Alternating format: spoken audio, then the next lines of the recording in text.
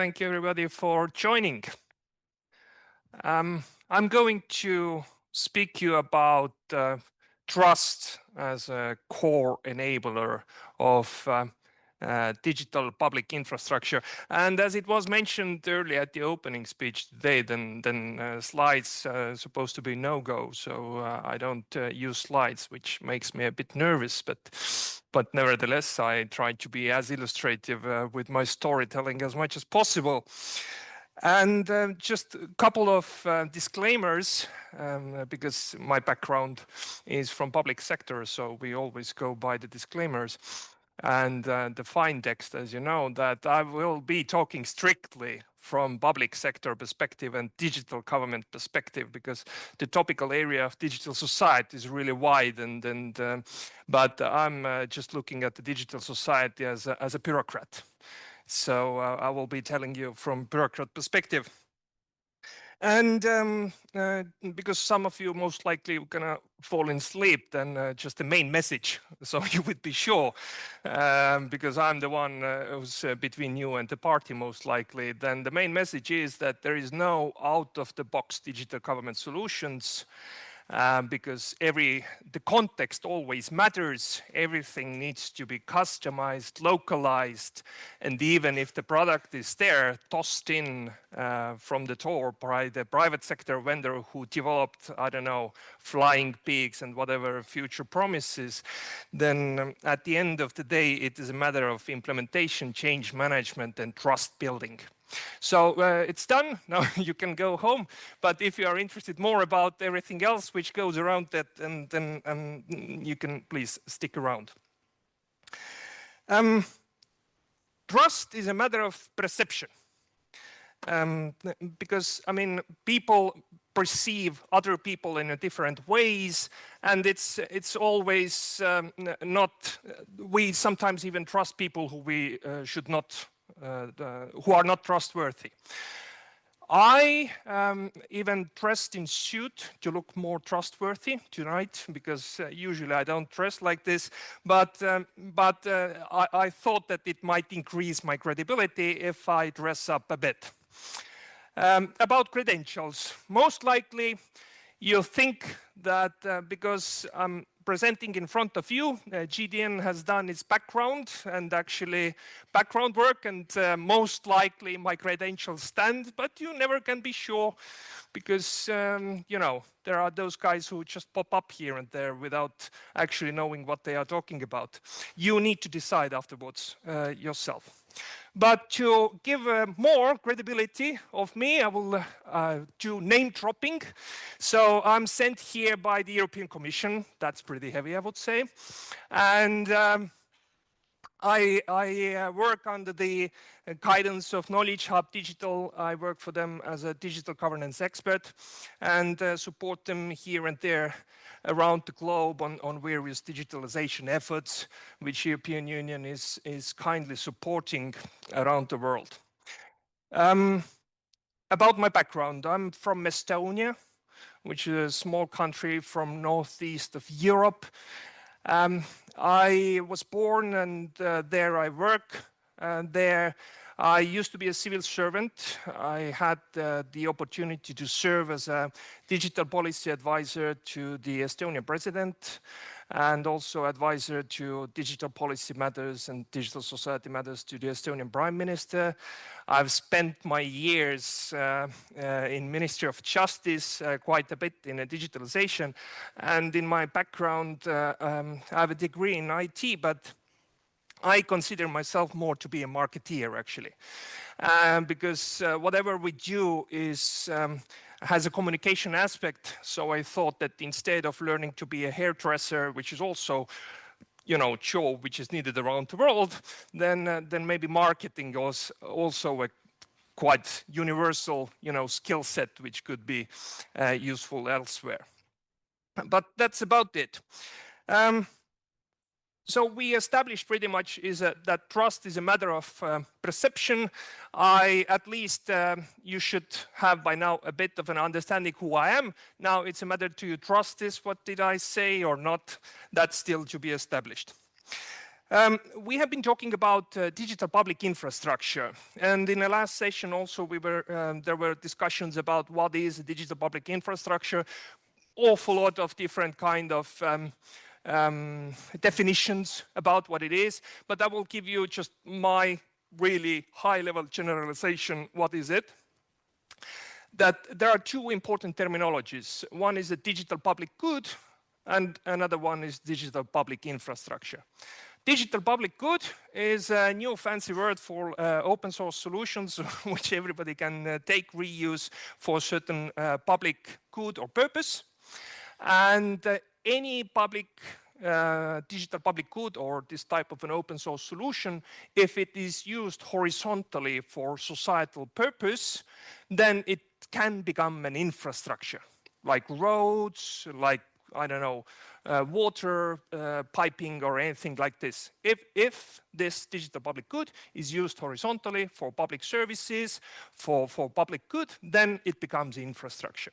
And I have simplified for myself because, I mean, those, you know, descriptions and wordings are awfully complex to read, and English is still my second language. So because of that, I tend to simplify stuff for myself. I hope it helped you a bit also. And in classical sense, in a digital public infrastructure, they are only speaking about three major enablers, core enablers: identity, interoperability or data exchange layers, as well as payment solutions. But I mean, it's really depending on the society itself. Sometimes some really random solutions can become infrastructure and core enablers. But what I want to emphasize here, that in the tech sector, and this is the marketing guy now talking, in the tech sector, usually there are buzzwords which come and go. You know, maybe you remember 7 years ago or 5 years ago, everybody were talking about blockchain. The blockchain was the thing to change the world, democratize everything which is there. And I would say that also the DPI narrative itself, which is really good because it simplifies quite a bit of overall thinking of digital governance and governments as such, is in essence, it's nothing new. At least me as a European, I would say that we have been doing TPI-like stuff for the past 25 years for sure. And all those TPI core elements like identity, interoperability, payment solutions have been around Europe and are still there, but we just call them a bit different. But in essence, they are there.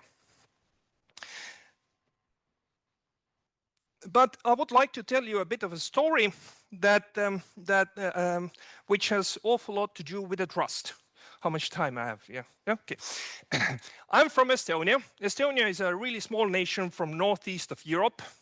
We are 1.3 million. So I don't know, maybe some of you come from villages which are as big as my country, but still it's my own country. We have our own language, which is Estonian. Seega, kui ma räägin eesti keeles, siis te ilmselt ei saa mitte midagi aru, mida ma räägin, nii et mul on väga hea meel teiega koos siin olla. Some say it's not a language, it's encryption, in a sense that only let's say 900,000 people, close to 1 million people speak it. So, and I'm really happy that even in Chinese universities, some people even learn Estonian now. I don't know for what purpose, but I'm really happy that they do that. And together with you, by the way, if you want to learn Estonian word, one Estonian word is, I'm going to teach you, is night. In every language, there is a really beautiful word for the night, you know, noche, night, I don't know, whatever words there are. In Estonian language, also, it is a really nice word. You can really learn it. It's night in Estonian is öö. So you can say, let's say together, öö. Thank you. This was the first lesson of Estonian language. Now, I consider you to be almost Estonians. Now I trust you, so I can continue with my speak. Estonia is doing really, really well in digital society and digital government matters, in a sense that that this is pretty much the only thing we are known for. And because of this digital government also, we are #1 according to OECD tax competitiveness. I mean, all the taxes can be declared online with few clicks. You don't have to do much. Usually, like I would not be capable of doing any taxes. So I'm just, you know, illiterate in terms of accounting and numbers. But thanks to our, you know, solutions which we have in place and so forth, then it's really easy. I've done it once in a bus. Freedom of press. In Freedom of Press Index, we are second. We used to be first one, but Norwegians, I don't know what they did well, but now we are second. Corruption Perception Index, we are doing 13th. So not so bad for Eastern European country, but still, I mean, there are several really good countries ahead of us. So things to remember, Estonia is doing great in various transparency indexes. We are really good in digital government. I will show you some.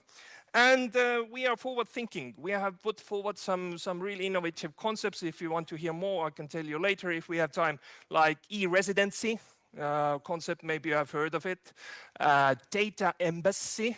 Has anybody heard about data embassy? It's like a normal embassy, but it has servers, and it's our servers sitting in another country for secure safekeeping. But it has, according to a Vienna Convention, similar rights as any other embassy. So we have one embassy as such sitting in Luxembourg. But that's a long story again. So we have done this type of innovation, which has come out of necessity. And all this strategy of necessity, starting from a really happy occasion, because in early 1990s we were able to gain independence from Russian occupation, and we were also coming from a communist ecosystem, and we had to start building up, you know, normal, democratic, economically thinking society. And from really early on, because 1990s, you know, it was computers, of course, were there before, and even in Soviet Estonia, we did quite a bit of work. For example, we started with machine translation in 1955 in Tartu University and so on. So I mean, we had computers. It was not that we were liberated and we saw computers first time. But the computers became really, you know, something new, which were used everywhere in every walks of business or life in 1990s. And so we had our prime minister, Mr. Mart Laar, at that time, who was a really young guy. He really wanted to reform our government. He did the great work. But because young people want to work with the young people, then also his cabinet was, and all his advisors were pretty young. They were coming from banking sector, and all the banks already back then were using computers and so on. And when they entered to the prime minister's office, they saw that it was piles of papers all over the place. And it was also, from strategical perspective, it was really clear that we are 1.3 million people, and if we want to set up a proper sizable government, then pretty much half of Estonia would need to work for the public sector, which is, economically speaking, not reasonable. So the strategic decision was made that we would need to do as much as possible with digital tools and start digitalizing also the public sector. We have had several wins, gains, but also we have been defeated several times in this endeavor. For example, we introduced in really early on digital identity for our people. This is you know, Gemalto has been selling them all over the world, the plastic cards with the chip on them. So we introduced the same thing, but it was, we copied Finland back at the time, because Finns also had it, but they still have not managed to roll it out properly as we speak today. So, but we looked towards Finland because they are our neighbor country. And, you know, Nokia was really big in 1990s. So we thought that they have a Nokia, they must know what they are doing. So, so we copied from Finland the identity schema. Then we understood also that data needs to flow from one governmental institution to another, because otherwise there is no actual digitalization, or the internet also, you know, was upcoming, and we put really leapfrogging ideas forward regarding digital government. So we introduced, in 2001, we introduced X-Road. Maybe I've heard this is a data exchange platform, which is meant for the governments. And basically, in government, if you think about 11 silos, which are the classical ministries like Ministry of Social Affairs, Ministry of Interior, Ministry of Justice, and so on, like 11 classical silos, then the idea was that everybody of them themselves started to digitalize. They had their IT departments, they had their registries. But when you start doing that, now let's start to exchange data, all these ministries are really cautious. You know, we are not really sure what you are like, what's that? Like, I'm collecting my data, I'm the king in a castle. I don't, maybe you want some money from me, even I'm not really interested. So we were not able to centralize solutions, because none of those IT departments or those ministries wanted to give anything away. They rather were asking some more money in order to, you know, develop new systems and so on. And another challenge we had was that we were poor. We were just so poor that we were not able to buy IBM and all these fancy solutions, so we had to code everything back in a cellar with two dudes in order to get going. So, guys who introduced X-Road, they came up with an idea that we're going to go for distributed architecture network, in a sense that everybody can run their own whatever systems they have at the back end. They can still keep this money which they had so far, as long as they exchange data.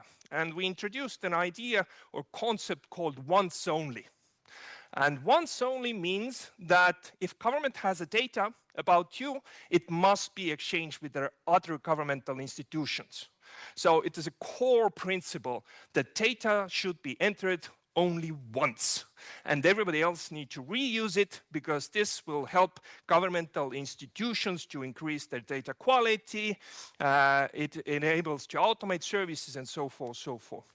Anyway, all this has led to that we are now sitting on top of really, is this thing possible to, switching on. Now we are sitting on top of really cutting edge, world-class digital government. I want to show you something. This is a tree of truth. Tõetamm in Estonian, which means truth oak tree, pretty much, oak of truth or something like this. And what you're looking at is Estonian strategy. This is Estonian strategy, and all those branches here are different, you know, strategies. If you have a government-wide strategy, then it's really broad. And all those leaves are different strategical goals. And the colors, as you can see, are showing that where we are standing with it. If it's green, then it's going pretty well. If it's red, then you should do better. And we had this tree of truth. And why I'm showing you this is that it's a solution which has been put forward by Estonian Statistical Board, which is, you know, taking care of all the statistics. Now we think more about statistics agencies as the data agencies, because they are collecting data, and all kinds of good stuff can be done with the data, as you know. And they have put forward this tree of truth based on the Estonia 2035 strategy. And quite a bit of this data which comes into this tree of truth comes automatically, semi-automatically, depending how the agency is collecting the data. And if I give you the example that I put the word digital in there, then I see that population with digital skills, we see that we are doing pretty well there. We see what are the metrics year by year and so forth. But if I go to something which is not so good, for example, satisfaction with digital public services, then it's on rate 82%, which is a low according to our standards. And you can see that in this digitalization, we have worldwide governance indicators, government efficiency, we are doing fine, so on, action planning, satisfaction with public digital services, perception of corruption, this is also part of a digital branch, and so on. So you can see the measures. And why I'm talking about this is that governments worldwide, need to digitalize. And the digitalization comes from, there are two major drivers. One driver is that in the changing world, decisions need to be really rapid in order to survive, because stock markets are changing based on tweets.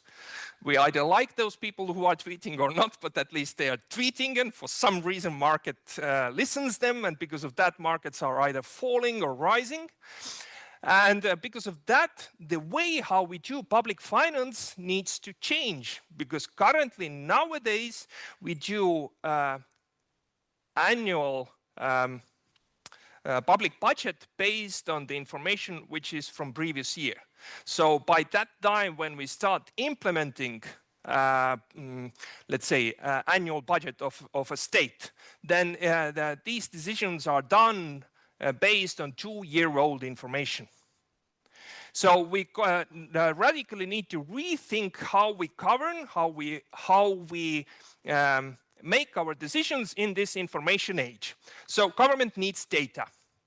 And another driver which is there is that the electorate, young people, they just don't want to deal with the bureaucratic government in an old-fashioned way, so that they would need to go to the offices with the piles of paper proving that they are they or you are you, just going from between the offices and carrying around data if there are modern means. And people expect governmental services to be at the level of Netflix, Google, and so on, not some really boring, interfaces which are from early 2000s. Now, why I'm talking about this is that the trust that everything is inevitably in the public sector also going towards digital. Public sector itself needs to reform itself. Every public sector reform nowadays is about digitalization, because there is no point of doing public sector reform if it doesn't have any digital means in it, because otherwise it's just some sort of a gimmick if at the end of the day it will just provide still services, paper-based services and so on. So it needs to have a digital layer. Of course it needs to have fallback mechanisms and whatnot, but this is what needs to be there. And also there is a matter of transparency. Digital tools enable the governments to be more transparent. Transparency can be one enabler of trust, but quite so often it's a matter of perception. If everything is transparent, do I trust it more or not? It's a matter of where you look from. One example, what happened in Estonia was that in early 1990s, we were really struggling with a Russian mafia. And for us, it was that we had to make a business registry publicly available. In every country, there is a business registry where all the companies are registered. And this is the front end of Estonian business registry. And what was the purpose of it was that we had the racketeering cases where, you know, mafia guys would come in to your shop. They would put the gun on your head and they would just say that now your company is mine and so forth. And because the business registry was difficult to access for legal purposes, then also contracts, you know, those mafia guys started to take loans on behalf of you and whatnot, because there was no good mean to prove the rights of representation. So what we did was that, and which is a practice also in the rest of Europe, is that we made business registry as transparent as possible. So if you see a front end, I type in company name, any random company name. Okay, I will take this one. I don't know who they are. Then you can see all this information here. Now it's free of charge, of course, as it is in many countries in Europe. You can see right of representation. This guy with his identification code, you can always, like if you do any contract, you can see who you're signing contract with and so on. And you can see annual accounts. In a sense that you can see all the annual accounts information publicly. And why is this good? One thing was that it enabled us to tackle the mafia. And the other thing is that for the foreign investors, they now can actually look into the business registry and they can see who they are dealing with, what type of company it is. And for the journalist, we developed a additional service visualization, that you can go to the business registry and see the business ties, that who is a member of management board, how many different companies this dude might be, or what is the relation between him and the other companies, and so forth, so forth. So these tools were made available because our society needed this type of a transparency. And this transparency increases trust in a business environment. And if there is an increased trust, then there is more investment. If there is more investment, then there is more jobs. If there are more jobs, electorate is happy. So this is where the politicians come in. They need to do whatever makes electorate happy because they want to be re-elected. So they start looking like what they can do. Fortunately enough, in Estonia, we managed to make a situation where the politicians at a certain point of time started to compete with each other, that who has the fanciest services and so on. It was a really great driver for our digital development as such. But all this is of course based on the laws and regulations, because in the public sector there should be nothing done without having a legal framework, because government should not do anything out of fun. Like, I mean, I'm just asking your name, what's your name? I will put it down into a register and cool, I have somebody's number. That's not the goal. I mean, if government asks your name, then there must be a purpose for that. Like, you should not know my middle name if you don't have a legal grounds for that. This is one thing. So we agree that, generally speaking, there should be laws and rule of law also, that if you want to dispute the government, you can always go to the court and the court makes a decision.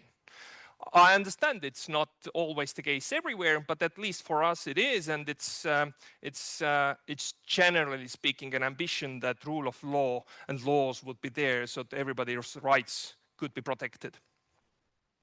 But when we're talking about technology, then there is a couple of things I would like to talk about. Confidentiality is a really important matter, because if government collects data, then the government itself is only data guardian.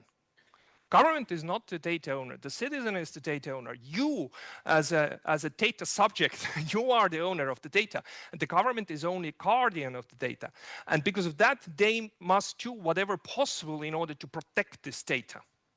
What we did, and which is generally the purpose, is that if you have a digital identity and you add public key infrastructure on top of digital identity, then you can use various tokens like identity cards, mobile IDs, various tokens as we call them, for authentication into information systems.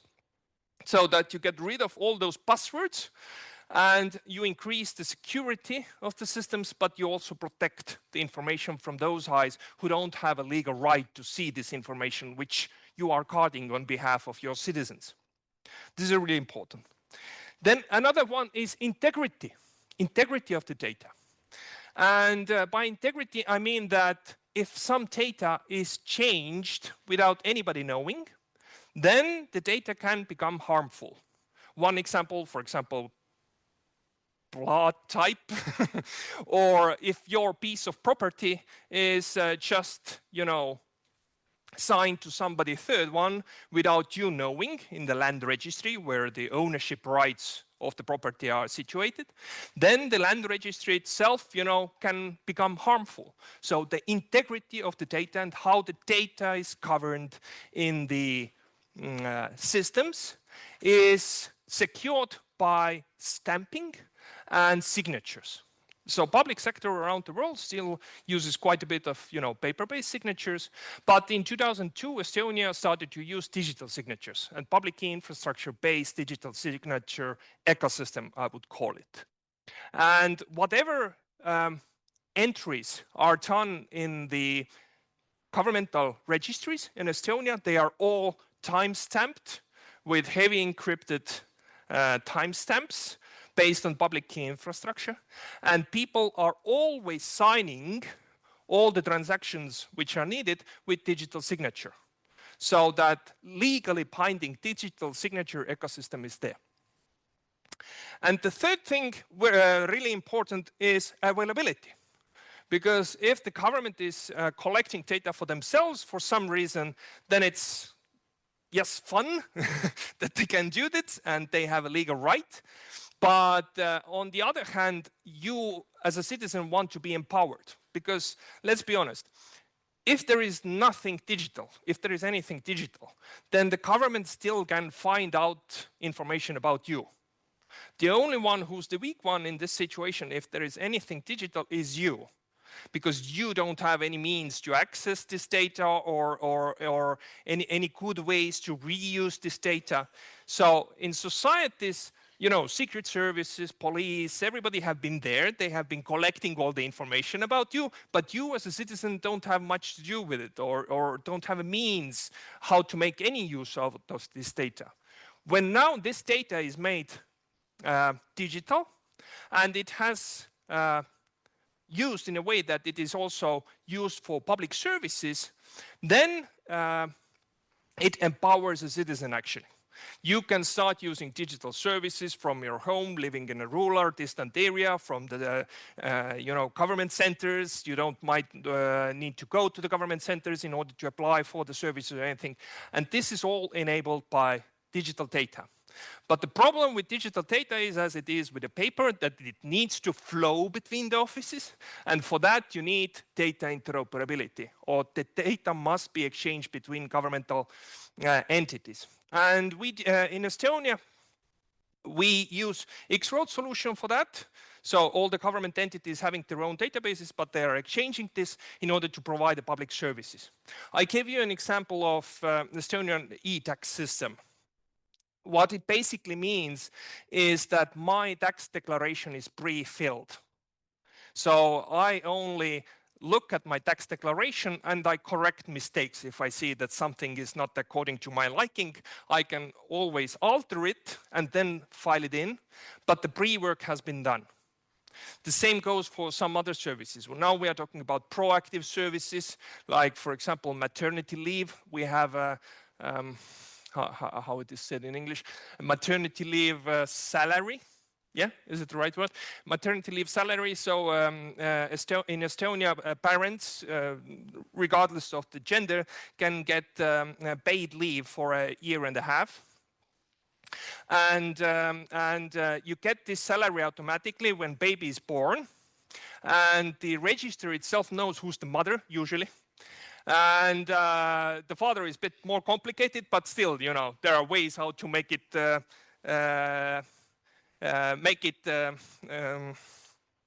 stated. So the system already knows that you should start receiving this maternity leave benefits. And you don't need to apply for them because in the back office, it triggers the act of birth, triggers the automatic services in the back office so that you don't need to apply one by one. So that's, and this all is enabled by this interoperability. But I mean, okay, you have all those databases, everything is happening automatically and so on. Then the question is that how I, as a citizen, can actually make sure that my data is not abused. This is a tricky question. I mean, in Estonia, we have a bit of a Stockholm syndrome. And the case is Stockholm syndrome is that you are the, how to say, if you are a hostage, then at a certain point of time you start to like your hostage taker, yeah, a terrorist or whatever the right word is. In Estonian case, in Estonian case, the case is that, you know, when we became independent, then we started to really like our government because, I mean, the other government was worse. And now it has been operating us quite a bit. And we know that the other one is worse, most likely. So we really like what we have now. And because of that, this type of a Stockholm syndrome, and there is also a bit of a trust towards the government. But still, okay, you can trust, but you can also check it. We have a citizen portal. Many governments have them. You can log into the citizen portal doing by ID card, mobile ID, or smart ID. Also, other European citizens can also log in with their IDs. Like if you're Austrian or whatever European member state member, then you can log in and see what information the Estonian government has about you. But because I'm Estonian, I will use my identity number. This is in Estonia, the identity number is just a really unique way of saying your name. So it's a public number. It's not a secret number. You click on it. Then it opens up the smart ID in my phone. Inshallah. Because it's a live demo, you know. Okay. Then I need to enter my secret PIN password because it's gonna. I told you it's a live demo, so it's 1 second. It sends me a notification. I enter my secret PIN password, and poor internet connection. Okay, that's always. Yeah. Anyway, and I log in. The portal knows that that's me, and then I can go to the data monitor, which pretty much shows me all the inquiries that has been made into various governmental registers about me. And if I see from the data monitor that there is some strange inquiry made about me, then I can start investigation. I can turn to Data Protection Authority and asking like, what's this thing about? And even also if there are criminal investigations, they are there, but they pop up later on. Because if you are under a police investigation, then they have the secrecy layer. But later on, all these inquiries need to pop up into the after the court hearing and so on. Then they need to pop up there. So this gives you a perception of transparency. Do you trust it or not? Yeah, I mean, it's a matter of perception. But altogether, what I'm trying to say is that trust as such is nothing that can be achieved easily. Like in a sense that you have to have so many measures in place in order to provide this type of a trust framework, which would make people actually to authentication error. This is a really good screenshot. And also what I'm saying is that really important in all this, looking from the governmental perspective, is legal certainty. And this comes not from the fact that we are using digital means or we have time stamping or anything. Legal certainty comes from the regulatory frameworks backed up by people, by organization. because, and this is a sustainability matter, I think it's not so often emphasized enough that all those public workers working in a business registry, working in a population registry, and so on, must act as a proper organization who's taking care of those databases, of those information systems, which are the base layer of those public services. Because the case is that if there is anything in this process which would jeopardize the integrity of the data in those public registries, then courts cannot rely on this information which is in a digital format. And they will start, if there is a court case, they will start asking paper-based proof of certain actions. And if courts start to ask paper-based proof of certain actions, then all this digitalization effort is becoming untrustworthy and kind of pointless. And because of that, the organizations who are maintaining those registers, who are working with those databases, must be properly financed, must be properly educated, and they must have legal grounds and procedures in place. Because we, as citizens, are trusting our data to their hands because the government is the guardian of the data. So to wrap it up, then I would say that whatever government is there, they should do digitalization because at the end of the day, it empowers citizens. But when you do a digitalization in the public sector, then think about this, that there is no point of being a digital alone. Because you need your neighbor countries also be digitalized, because otherwise you're going to live in a bubble. And that's why Estonia has been preaching digitalization and e-government quite a bit, because we need other governments to become digital as well, because otherwise the efforts we have made ourselves are pointless, because trade and business is a cross-border. So we need our neighbors to be as digital, because otherwise if we start exporting to a neighboring country, to I don't know, Latvia, neighboring country, Latvia, then our businessmen will start running back with papers to our front offices, which we have closed, and they are asking for stamping and stuff. So because of that, we just need also our neighbors to digitalize their systems. And legal certainty is really important.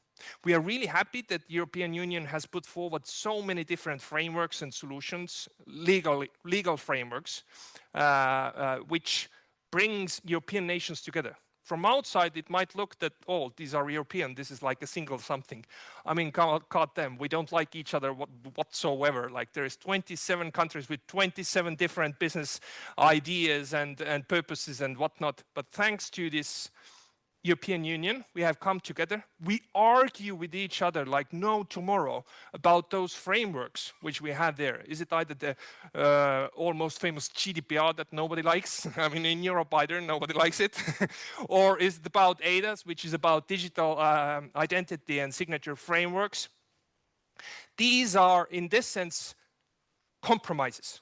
27 countries have, fought for this teeth and nails, as they say, to get their ideas and so these have become compromises. And I'm really looking forward to see that these types of compromises also would find ground elsewhere, because then we can start doing better cross-border business.